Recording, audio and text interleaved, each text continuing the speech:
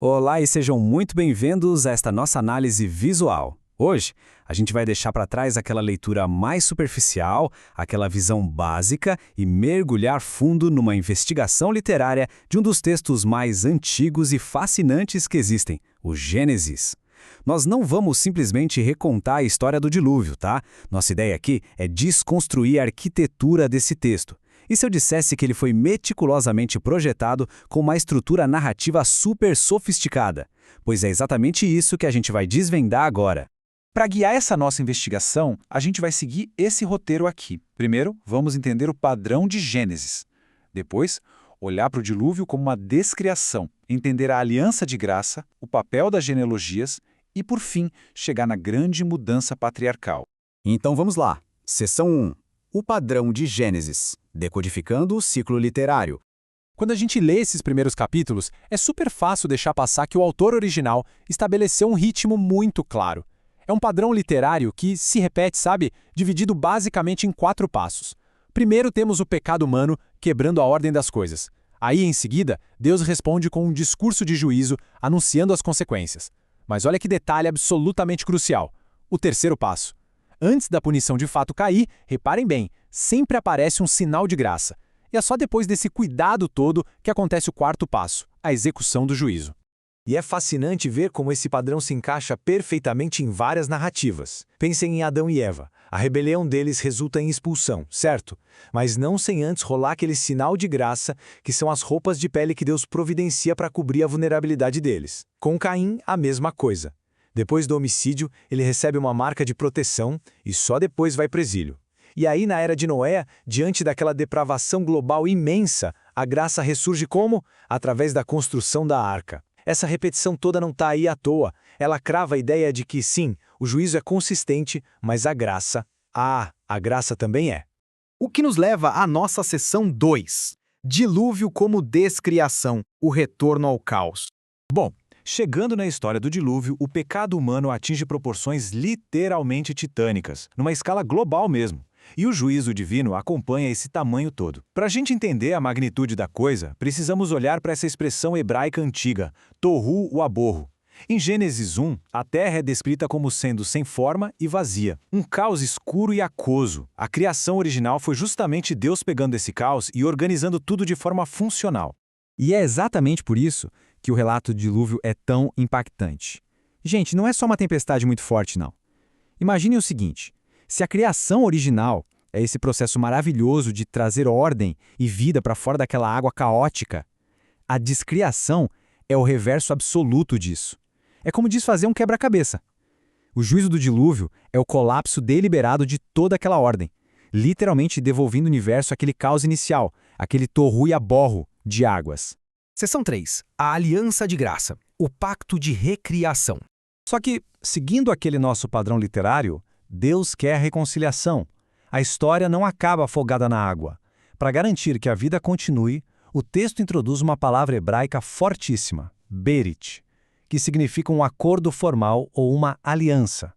E é impressionante notar que esse termo aparece pela mesmíssima primeira vez na Bíblia exatamente aqui, em conexão com Noé. Ele marca o compromisso definitivo de Deus com o futuro do mundo. E o ponto-chave, aquele que muda o jogo, acontece antes mesmo de uma gota d'água cair. Deus diz, eis que vou trazer água sobre a terra, mas com você estabelecerei a minha aliança. Nossas fontes deixam bem claro que Noé não sobreviveu puramente por mérito próprio ou porque era super justo. Não, a salvação dele estava totalmente enraizada nesse ato pré-planejado de graça divina. Toda a aliança no mundo antigo exigia um sinal visível. E o marcador que eles escolhem aqui é poético demais, o arco nas nuvens, o famoso arco-íris. Mais lá pra frente na história, a gente vai ver práticas como o sábado funcionando como sinais para as pessoas se lembrarem da aliança. Mas um fato surpreendente que o texto mostra aqui é que o arco-íris serve para lembrar o próprio Deus do compromisso dele de nunca mais descriar a terra. Incrível, né? Mas tem um porém. Essa nova aliança não é uma passagem de volta para o Éden perfeito. Nossas fontes apontam que existe um lado obscuro aí. Os sobreviventes não são moralmente inocentes. A narrativa relata que tem uma nova desarmonia rolando. O terror é inserido no reino animal. E tem uma advertência letal super severa contra o assassinato. Derramar sangue agora tem consequências drásticas, porque atacar um humano é literalmente atacar a própria imagem de Deus na Terra. Seção 4. O papel das genealogias, conectando a narrativa. Então, com esse novo mundo de pé, a narrativa começa a usar as genealogias para conectar períodos de tempo gigantescos. Mas olha, um aviso importante. Tentar ler esses textos antigos com a nossa cabeça matemática moderna é pedir para perder o ponto principal da história. Estudiosos do Antigo Oriente Próximo já provaram que essas listas pulavam gerações de propósito. O verdadeiro papel delas era sociopolítico. Elas serviam para estabelecer identidades domésticas, validar estruturas políticas, confirmar direitos legais e garantir a herança religiosa. E essa função profundamente teológica vai longe, chegando até o Novo Testamento. O estudioso John Noland argumenta de forma brilhante que quando Lucas rastreia a genealogia de Jesus até Adão e até Deus, ele não faz isso por razões puramente históricas, não. É por razões teológicas. É por afirmação de identidade, provando que a linhagem da filiação humana estava tendo ali um novo e definitivo recomeço. Seção 5. A mudança patriarcal. Uma nova estratégia.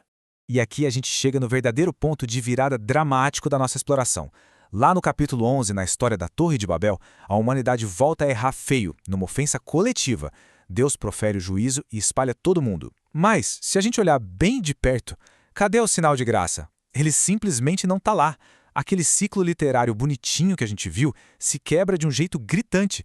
E essa ruptura proposital é um alerta gigante para o leitor de que uma mudança colossal está prestes a acontecer. O que muda de verdade é a estratégia da própria narrativa. Nos capítulos anteriores, a gente estava lidando com o mundo inteiro e milênios de história. Mas, diante dessa falha humana que não parava, o texto dá um imenso zoom-in. A escala deixa de ser global e passa a ser intimamente pessoal. A promessa de restauração agora se concentra em uma única família. Primeiro Abraão e depois Jacó e José. Tudo isso só reforça que Gênesis foi escrito de forma magistral como história teológica. O autor até se interessa pelos eventos formativos, claro, mas ele não age como um mero repórter registrando o passado. Ele pega esses padrões de pecado, de graça, essas genealogias e usa tudo isso para fazer declarações absurdamente poderosas para os seus contemporâneos. Declarações sobre quem Deus é e como ele interage com o seu povo. A gente acabou de ver como mergulhar na estrutura desse texto protege a gente de tirar conclusões equivocadas. O dilúvio é uma exceção de descriação, não é a regra, e isso deixa a gente com um pensamento final muito provocativo. Se esse documento tão antigo usa esse padrão de um juízo que sempre é amenizado pela graça para falar com o público daquela época, como é que reconhecer essa mesma estrutura hoje desafia a nossa própria visão sobre o caos e a preservação da vida? Sem dúvida, é uma lente simplesmente extraordinária para se analisar a história. Muito obrigado por acompanharem nossa investigação até aqui, continuem buscando as estruturas escondidas por trás dessas narrativas grandiosas e até a próxima!